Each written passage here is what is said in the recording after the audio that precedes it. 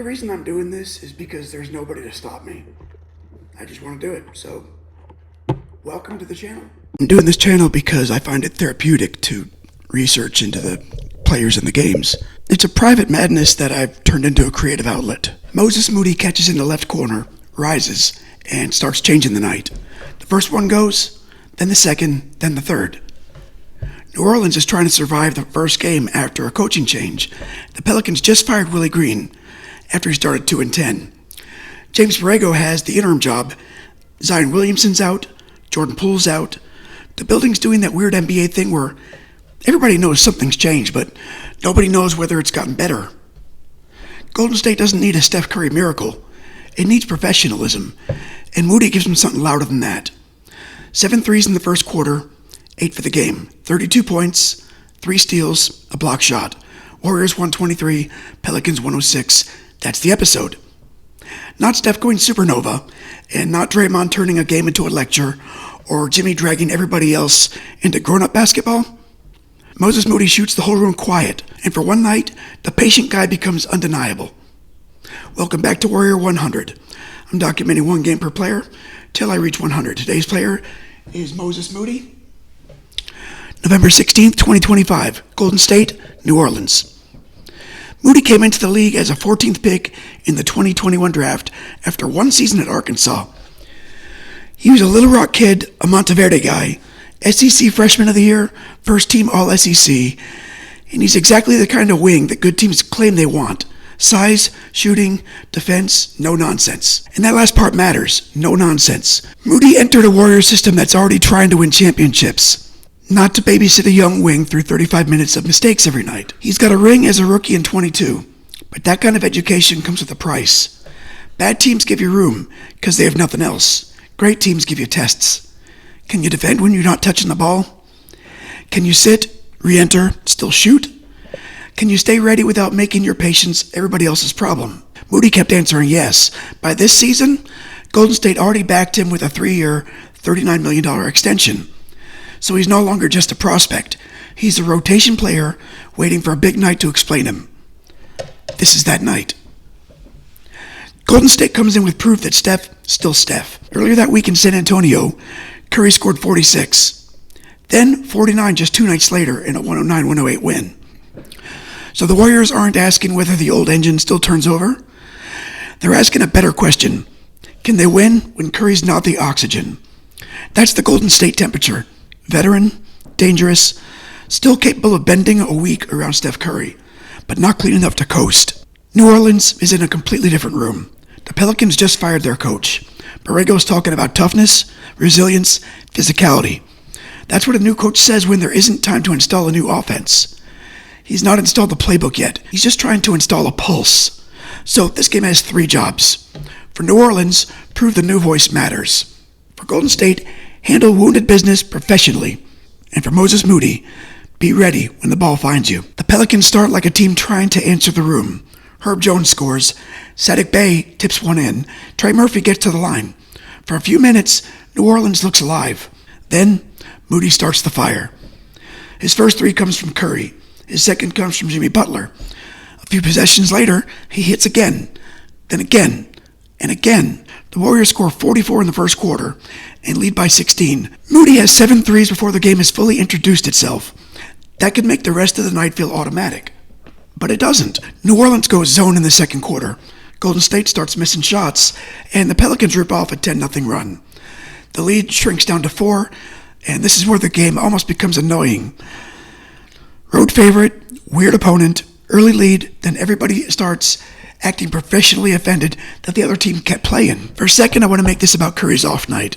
He goes 2 for 11, scores 9 points. Normally that's a headline. What happens when the sun doesn't come up? But that's the wrong episode, because Curry's quiet night only matters because it clears the stage. Golden State closes the half like adults. Butler gets to the line. Brandon Podziemski scores twice. Butler steals the ball and dunks just before halftime. So instead of taking a 4-point lead into the locker room, the Warriors lead 61-49. In the third, Moody hits his 8th 3. That's his career high. That's the uncle curse broken too. After the game, Moody talks about how his uncle used to joke he'd never get to 8 threes. Now the number's real. From there, Golden State controls the night. Podziemski scores 19, Buddy Hield scores 11. Horford helps the ball move, and the Warriors finish with 34 assists, 14 steals, and 24 made threes. New Orleans gets 20 from Trey Murphy, 18 from Jose Alvarado, and 17 from Jeremiah Fears. It's respectable. It's also not enough when the other team makes 16 more three-pointers than you did. That's 48 points of three-point separation. The final margin, 18. And the archive loves crooked games. Not bad games, crooked games. A normal Warriors win gives you Steph in the center, Draymond in the wiring, Kerr at the board, and everybody orbiting the same sun. This one tilts. The famous player has a bad shooting night. The opponent is emotionally scrambled. The new interim coach is trying to turn on the lights. Suddenly, the young wing who's waited for years becomes the cleanest thing left. That's why a 100-player project works. Because if you only chase the biggest games, you end up telling the same kinds of stories. Stars rise, legends dominate, greatness confirms itself. But crooked games like this catch a different truth. They show you who stayed ready, who became the story without asking permission first. Moody didn't need the game to be neat. He needed it to be open. Kerr treated Moody's night less like a surprise and more like a confirmation. Moody was starting for a good reason. The Warriors needed the win. The group handled the assignment. Draymond's point was even cleaner. Golden State had struggled with games like this. They had to win them. That's the veteran read. Don't romanticize the wounded opponent. Don't let the coaching change team turn your night into their fresh start. Get the win and get out. Moody's best piece was the family detail. His uncle, the joke, the 8 three-pointers. That keeps the night from becoming sterile. 8 made threes sounds like a statistic. For Moody, it was a number people around him knew. A little wall, small curse.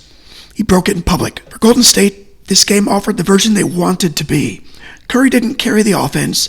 Moody supplied shot-making. Butler stabilized the game. Podziemski gave them real production. The veterans and young pieces actually fit for a night. But the season didn't turn out that clean. The Warriors finished 37-45. Good enough for the 10th spot and a play-in berth, but not good enough to become a serious playoff threat. They eventually lose in the play-in game to Phoenix. So this game becomes a flash. Not a lie, not exactly. More like a glimpse at the blueprint before the paper got wet. For New Orleans, Borrego's first game showed effort but not repair. The Pelicans fought back in the second quarter. Murphy, Alvarado, and Fears gave them something. But the larger season never corrected. They finished 26-56 and missed the postseason. Coaching change gave them a new voice. It just didn't give them a new season. For Moody, the night gained weight later. At the time, it looked like a breakout marker inside a bigger role. And for a while, that's what it was. Moody's having the best statistical season of his career.